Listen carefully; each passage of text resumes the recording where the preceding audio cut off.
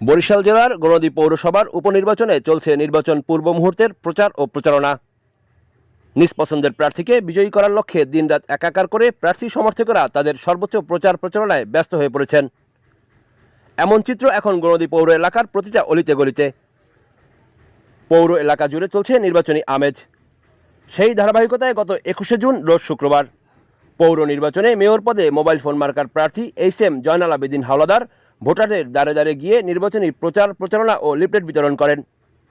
সে সময় উপস্থিত ছিলেন গণদী পৌরসভার সাবেক মেয়র, উপজেলা আওয়ামী লীগের সাধারণ সম্পাদক মোহাম্মদ হারিসুর রহমান হারিস, উপজেলা পরিষদের বারবার নির্বাচিত সফল ভাইস চেয়ারম্যান, উপজেলা আওয়ামী লীগের যুগ্ম সাধারণ সম্পাদক আলহাজ ফরহাদ হোসেন মুন্সি, উপজেলা যুবলীগের সভাপতি মোহাম্মদ আনিসুর রহমান, উপজেলা যুবলীগের সাধারণ সম্পাদক সৈয়দ মোহাম্মদ মাহবুবুর রহমান, পৌর আওয়ামী লীগের সাধারণ সম্পাদক মোহাম্মদ আতিকুর রহমান শামীম, উপজেলা যুবলীগের সহসভাপতি কাজী মোস্তাফিজুর রহমান রনি, উপজেলা ছাত্রলীগের সভাপতি মোহাম্মদ জুবাইর ইসলাম সান্টু ভূঁইয়া, সাধারণ সম্পাদক মোহাম্মদ লুৎফর রহমান দ্বীপ, যুগ্ম সাধারণ সম্পাদক মোহাম্মদ ইমরান হোসেন মিয়া, পৌরসভা ৩ নং ওয়ার্ড আওয়ামী লীগের সাধারণ সম্পাদক সর্দার মোহাম্মদ মিন্টু সহ অন্যান্যরা।